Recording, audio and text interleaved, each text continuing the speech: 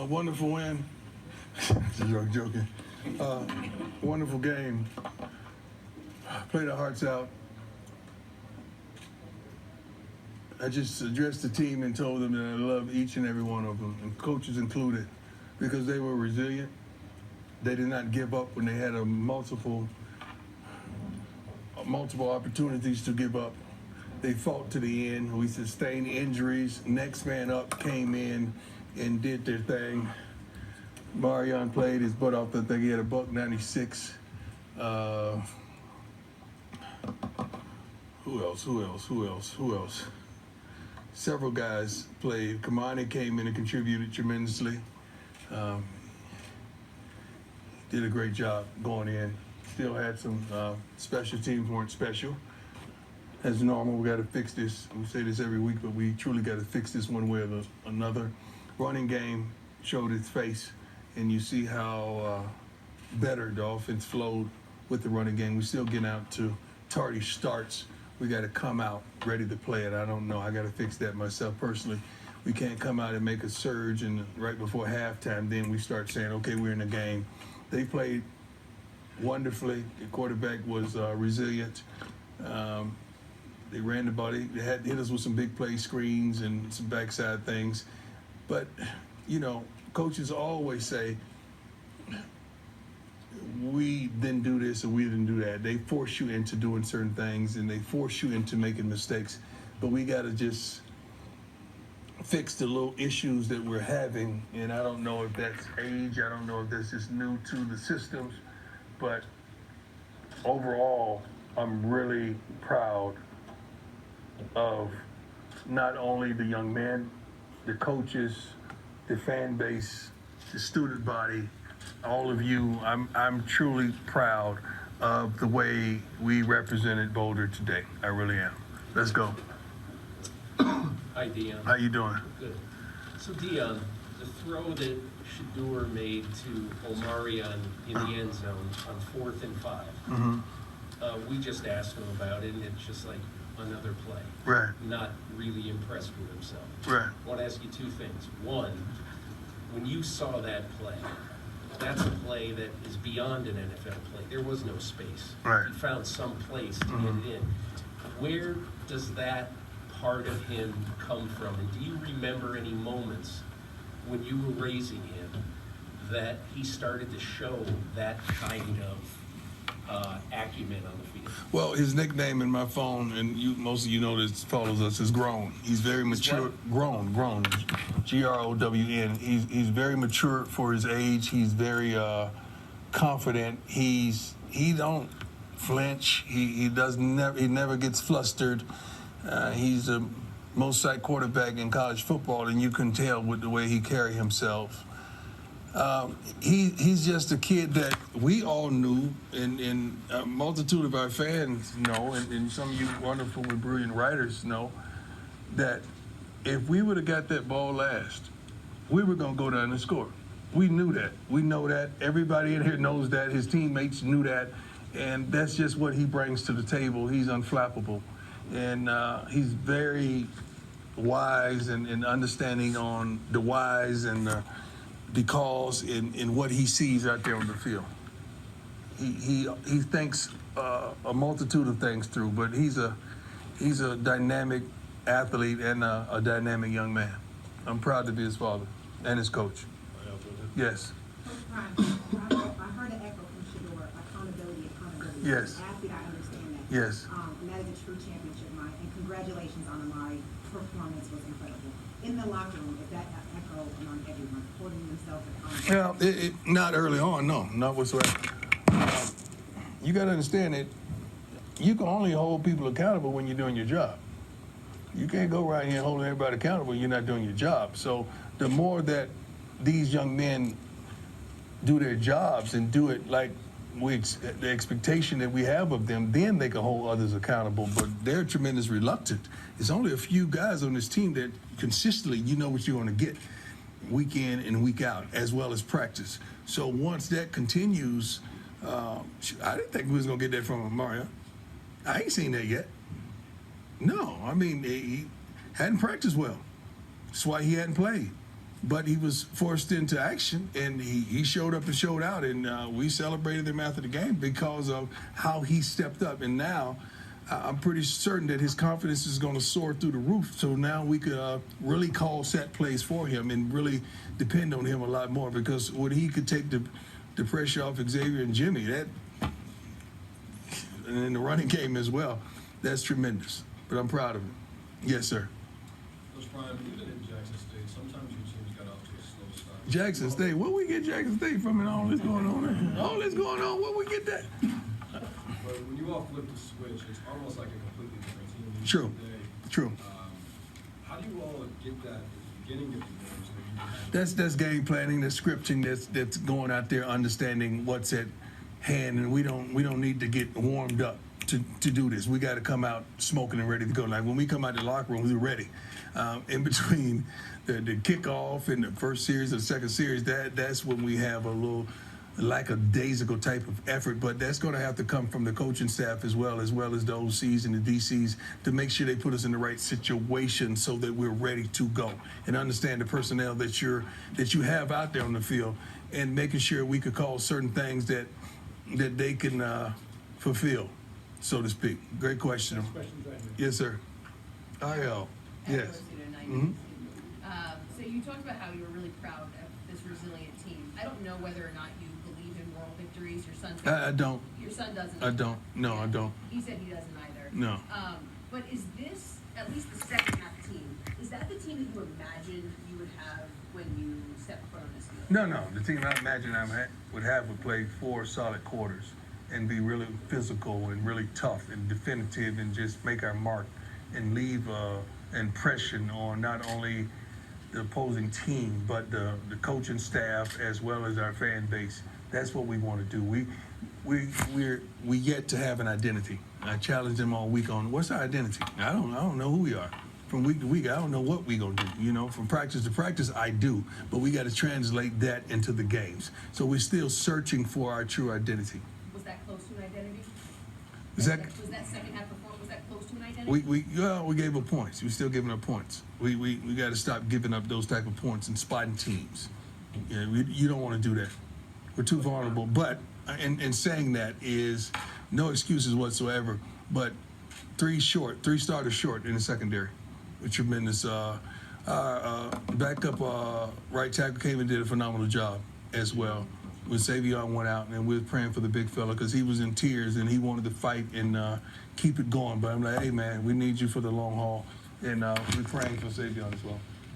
Coach Brian, Joe Rico, Mile Sports Radio, the final word. I thought with the transfer portal, that's all I heard in the offseason, but it was nice to see the freshman class come through with some really big plays throughout the game, not only the receiver, but Romani. You know, I've been up here for practice waiting for him.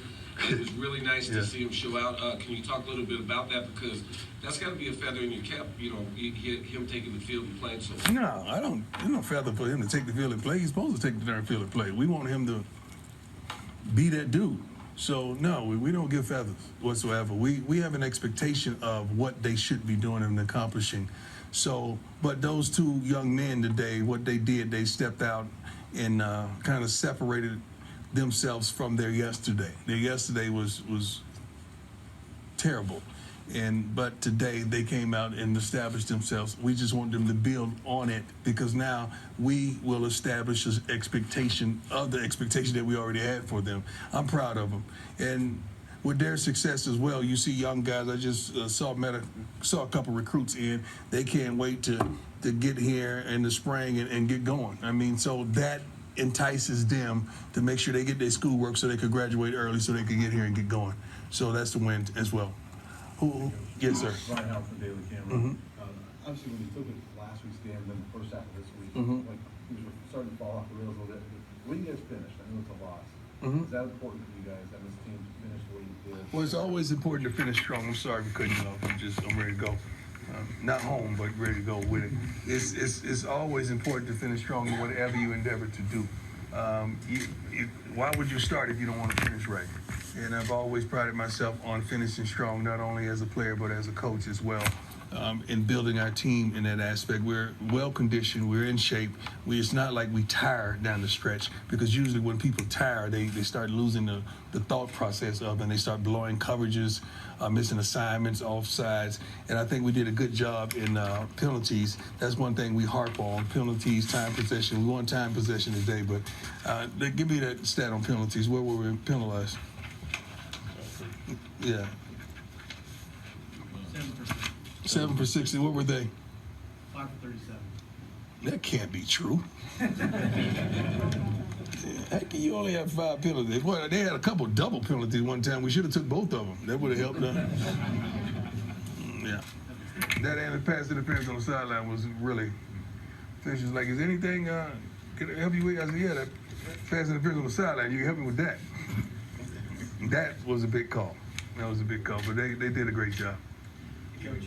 Yes. Your boss, 24/7 Sports. Yes, sir. A lot of Hankerson today. Why was he standing out? He ran the ball hard. He ran good. He's been consistent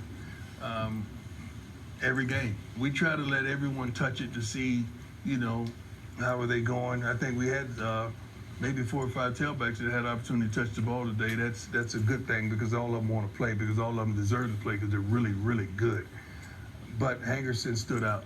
He hit it. And, he had a couple one-on-ones in the secondary. I wish he would have shook him and got out of there. But you want to just push pause right there and just throw Dylan in there and see if Dylan can wiggle out of it. But Hank is resilient, man. He's been doing a good job. All these guys came, try to come in and force him out, and he wouldn't relinquish his position. So I'm proud of him as well as a man. Yes, sir. Coach, you talked about how everyone believed that if Shedeur got the ball there, Yes. the offense got the ball late, you guys were going to go down and score. I don't know if everyone would have believed that would have been the case in the second quarter. So what does a finish like you guys had do for this team's belief moving forward? It's tremendous belief-wise, but we got to believe no matter what. It can't be just because it's a quarter of the second half. We do believe in 2. Like, we do. I don't give a damn what down it is or what quarter it is or what time of day it is. We do truly believe in what he's capable of doing with this offense. We just got to make sure we keep him in the right situations and protect him. Because shoot, he's a baller. He's a now player. He's a today player that young men want to play with. Receivers are calling from all around the country, want to play with him as well. So they're encouraging him not to look down the street too far, like we all are encouraging him, because we understand what's coming. If you can't see what's coming with CU football, you've lost your mind. You're just a flat-out hater if you can't see what's going on and what's going to transpire over the next several months. Something's wrong with you. Yes, sir. Coach, it could have been so easy for this team to feel sorry for themselves. Yes, sir. Feel folded, down 32-7, especially after what happened last week. What do you take away in terms of that light bulb moment that went off for them? And we challenged them tremendously at halftime to, everybody say they want the light until they get in the light. Now, when you get in the light, the thing about the light, it echoes your blemishes.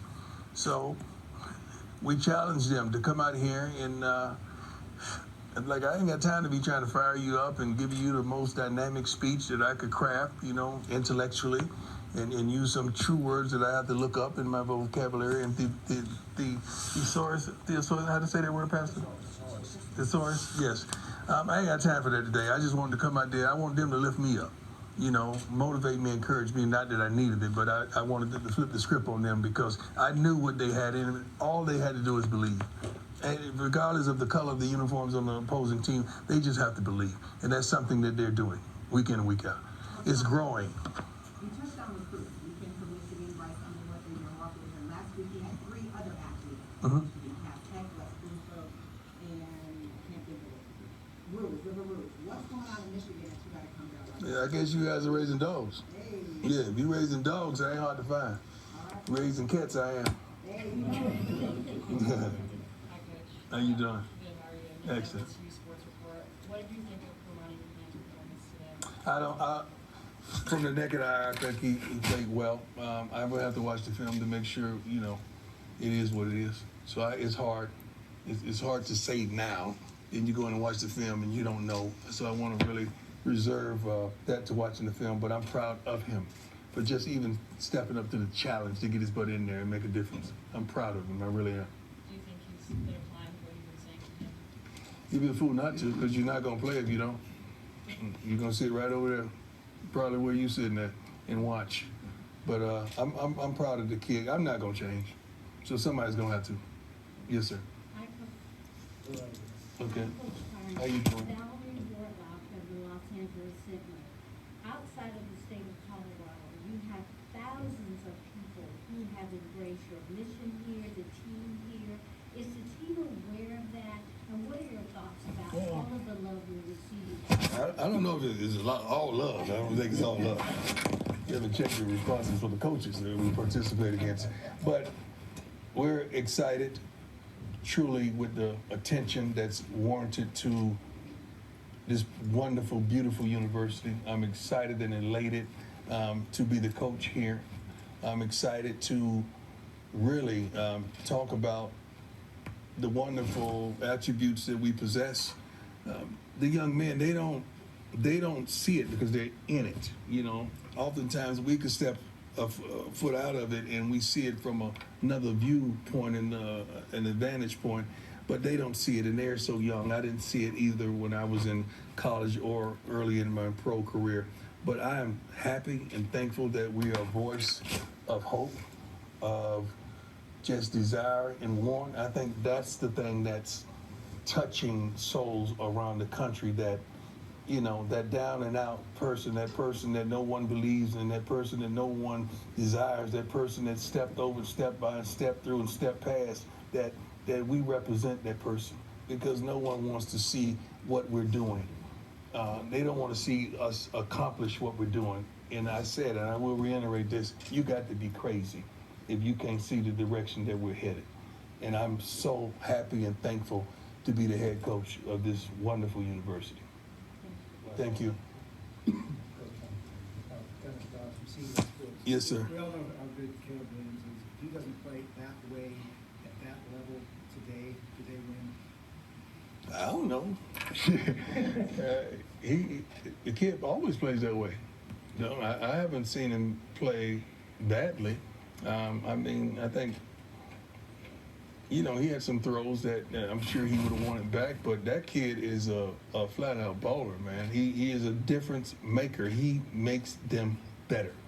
The thought process, even just directing traffic and putting them in the right play calls in the right situation, he does a wonderful job of checking off and just changing things and getting the ball out of his hands. It was a pleasure for me to play against them and their head coach. I mean, that was fun. That was fun for me. That really was. Probably didn't look like it from probably the shots they probably showed. I don't know what they showed, but that was fun. It was fun. All right, thanks, Coach. We good? Excuse me? That throw was fascinating. Excuse me? The throw Shedeur. Oh, the throw. I thought you said death roll. I thought, what is that? No, Shedeur go. That throw was fascinating. We see this as fans. We're like, wow, that's incredible. We don't see throws like that. And you and Shedeur seem to think, feel like it's normal. Is there anything he does that makes you, impresses you or kind of wows you or shows you out? No, I'm his dad. Like, I have an expectation for him, and I've been seeing this, and he's been built and reared for this his whole life. I mean, you didn't believe, I believe, everybody from the previous locations that we played. I mean, the kid has always won. He's always been dominant. He's always been smart and intelligent and concise. He's always been a competitor. He's always lifted the level of competition, and he's always given us a chance to succeed in every level. So I could go on and on, but I don't want to sound like the dad, but I'm just really speaking to you as the coach. I tried my best not to speak to you as the father, but the kid can flat out play. I know a lot of people doubted him and said I just thrusted him into the starting position, or what they call it, nepotism or whatever. All of you should just look in the mirror and slap whatever you see. I'm in on that. You got there late, huh? Thank you.